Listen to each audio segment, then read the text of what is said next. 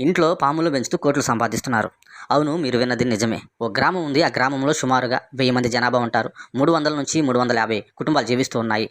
ప్రతి కుటుంబంలో ప్రతి మనిషికి సుమారుగా 3000 పాములు పెంచుతున్నారు. సంవత్సరానికి 30 లక్షల పాముల్ని ఎక్స్‌పోర్ట్ చేస్తూ వాళ్ళ జీవనాన్ని కొనసాగిస్తున్నారు.